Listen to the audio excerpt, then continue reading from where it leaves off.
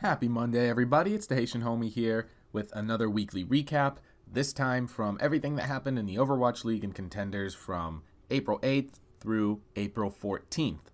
Let's get started. Nothing that I found really happened on that Monday and Tuesday, so we're going to skip right to Wednesday, April 10th, when a handful of things did happen that I think you should know about. So first of all, the LA Valiant signed Promise as an assistant coach. Now, Promise was previously released from the Florida Mayhem as part of their all-Korean reworking, so that happened about 5 days before. By April 10th, he'd already been signed as an assistant coach to the Valiant, so it did not take him long to find a new job. Moving forward, we look at the Montreal Rebellion, which is the academy team for the Toronto Defiant. They had two signings on Wednesday, Gods and Sharik. Gods goes all the way back to Apex, of course.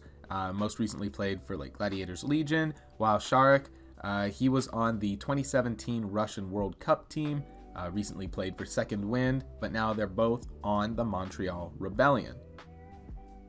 Also on Wednesday, continuing with the Toronto news, the Weeknd, who is like a R&B hip-hop artist from Toronto, the Weeknd invested in and became a global ambassador for Overactive Media. Now, Overactive Media is the parent company of the Toronto Defiant. The Weeknd says he's big into esports and gaming, so this is a cool opportunity for him to invest in a brand and really become like a brand ambassador for Toronto. I think that's important. If they do it well, maybe they'll do some sort of branded content with him, put it on social media. This is the sort of thing that is really big for Overwatch League because he's a huge star, right? A lot of people know the Weeknd. I'm a big fan of his songs with Daft Punk, but that's because I really love Daft Punk. But that's beside the point. My point is, if they do some branded content with him, that's really big. For example, Atlanta, if you remember from my branding, ranking the branding video, I think Atlanta needs to really buy into the music culture of Atlanta. The Reign need to buy into that.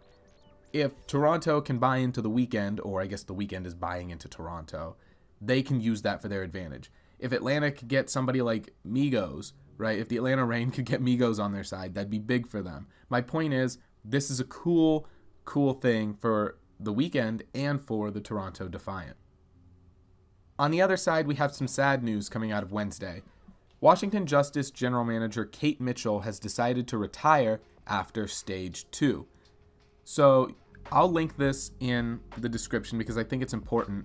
She published an article on Medium, basically like a blog post, explaining why she's decided to retire. And it's not because the team is bad, right? It's not because she hates Overwatch League or something.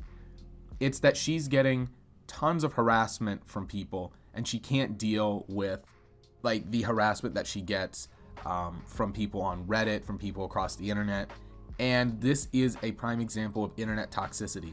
In larger terms, it's a topic about mental health and this is something I want to talk about in the future, because we have a lot of players, like she says, in the Overwatch League, like Effect, who are leaving for mental health reasons, and it needs to be discussed much more in detail. We need to talk about this, and we need to destigmatize the fact that, hey, these sort of mental health issues occur in esports, and there needs to be a way to support the people who are dealing with that. There needs to be a way for these people to not feel so burnt out, because this is happening very often, that people are stepping away from the league, they're stepping away from esports because there's so much stress and there's so much pressure on people that it's causing, anxiety, or it's causing depression. And this is something that we have to talk about, and we will, not right here, but read what Kate Mitchell has to say, because I think it's eye-opening that she's basically calling out and saying, hey, this is happening, we need to stop it. Unfortunately, she is a casualty of that, and she's stepping away from the league for her own mental health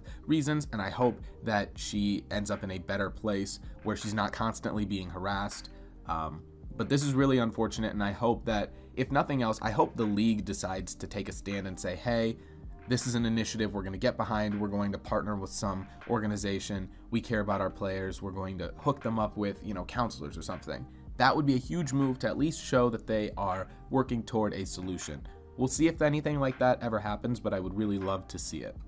Moving up to Thursday, April 11th, the Uprising Academy released Asking. Now, Asking, a lot of people were saying that he should be moving up to the league, that he's ready for the league, but it seems like there was strife. There were some issues between Asking and the Boston Academy team. It's not clear, of course, exactly what that was. Maybe he'll talk about it. Maybe he can't. Maybe he contractually can't. Who knows? But it's probably a good thing that he's getting away from the team, and maybe we'll see him on another Contenders team or even in the Overwatch League sometime soon. Friday, April 12th, of course, coming off of the news that Effect would no longer be part of the Dallas Fuel. He was retiring from competitive Overwatch. It has been announced that Effect will be staying with the Fuel organization as a partnered streamer. So similar to the way Defiant is staying with the Atlanta Reign as a streamer, Effect will also be staying as a streamer. He did say in his TwitLonger post when he retired that he wanted to go back to streaming so that he would have a source of revenue for himself to keep himself, sustained. And it appears that he will be doing that, not on his own, but in conjunction with the Fuel. So that's pretty cool for his fans and for him as well. Finally, we look at Sunday, April 14th, and we go back to the Montreal Rebellion. Not only did they sign a couple people this week, but as the Contenders NA season, regular season, is coming to a close, they have released Nomi, Hui, and Chain. For these guys who've been at the Contenders level, swapping between teams is really common. But for guys like Nomi, who were at one point part of the league, you kind of wonder what happens next. Is there a point in continuing? Maybe it's like if you've tasted, right, the Overwatch League and now you're just bouncing around in Contenders, it's got to kind of hurt your ego a little bit, especially if you really do think that you deserve to be on an Overwatch League team. But these three guys are no longer with the Montreal Rebellion, so we will see if and where they land next. Finally, the New York XL has hired Garincha as a strategic coach.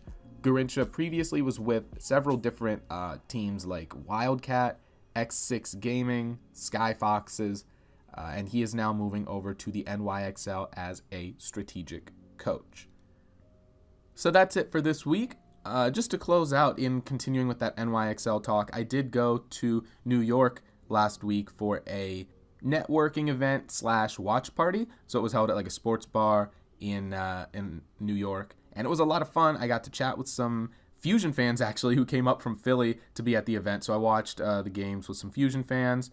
If you're watching, guys, hey, nice to meet you. I got to talk with the guy who does like social media for Harrisburg University. That was fun. I got to meet Jacob Wolf, the esports writer. That was really cool. I got some cool advice from him about how to move forward with like my career. So yeah, I want to take what I learned and apply it to this YouTube channel, so hopefully you'll see it here soon. And also, of course, to my, resume and my applications that are going out, because I'm graduating university, so trying to get a job. That sort of advice that I was getting from people was really helpful. So thank you to the NYXL. I know nobody from the NYXL is watching this, but if you are, thank you for putting that event together. Thank you for everybody who came out and offered your advice to us budding esports people that are trying to get into the industry. So that was a lot of fun.